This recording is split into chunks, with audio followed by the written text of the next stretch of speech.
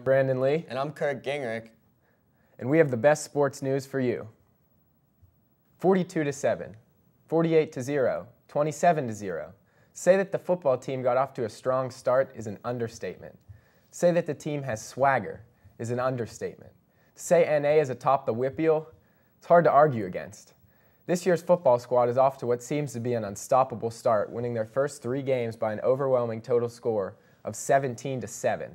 The first team defense has yet to allow a point. Alex Pops Papson has gained 634 yards in 3 games and has 9 touchdowns. Good start?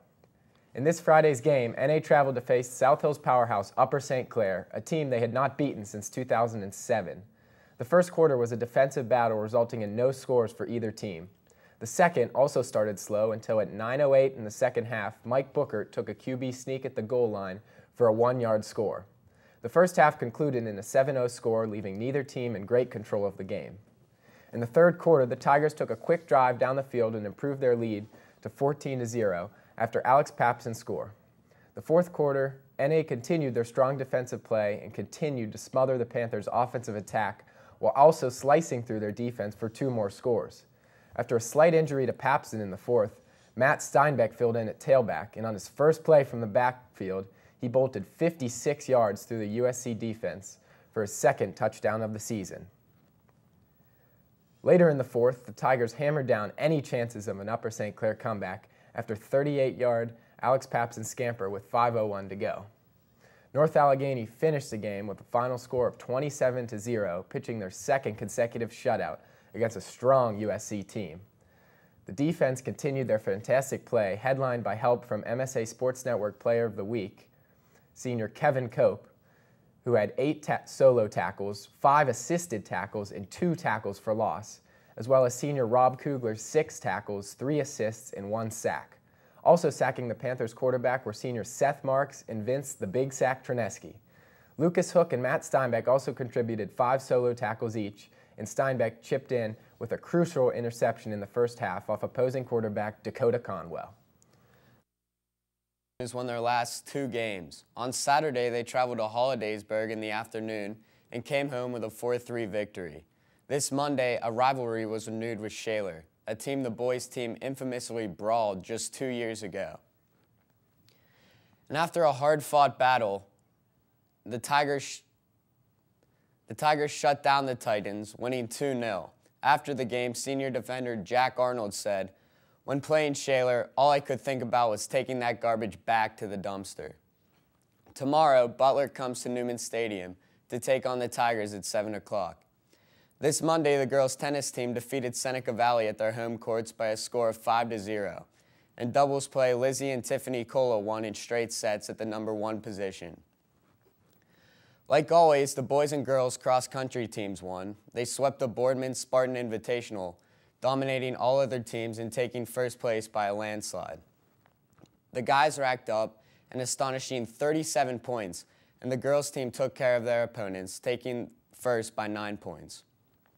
Senior star Ryan Gill and junior Logan Steiner took first and second for the boys' team, while the girls were led by senior Eleni Murmagus and Lizzie Appleton, who finished 13th and 17th respectively. This Sunday, the Steelers traveled to Nashville to battle the tough Tennessee Titans. On the game's opening kickoff, the Steelers ran a reverse kickoff return to newcomer Antonio Brown, who took it 97 yards to the house. This was, however, the only touchdown of the game for Pittsburgh, followed by 4 field goals from kicker Jeff Reed. The Titans had a tough time hanging on to the ball Sunday, coughing it up 7 times. Later in the game, Tennessee quarterback Vince Young was pulled for veteran backup Kerry Collins. The Steelers returned home with your typical 19-11 victory.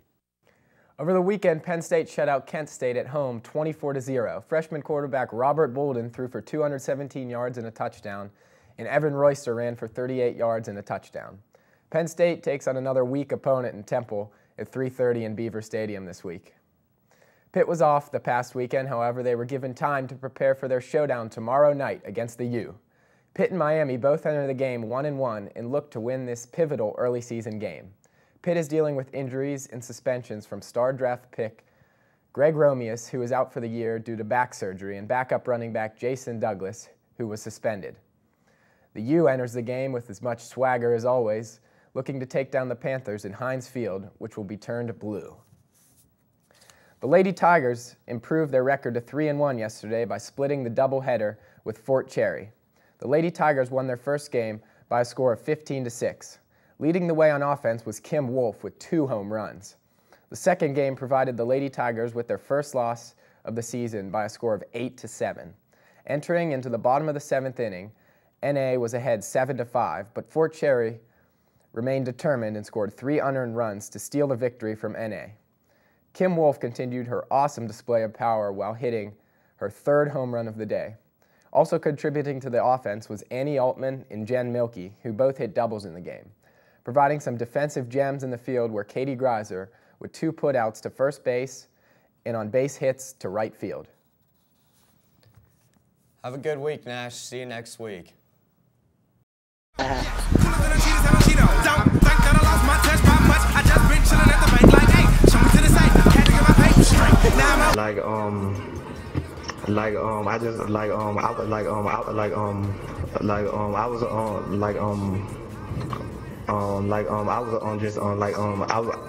was just reading, right? I was just reading on my man or whatever, and he had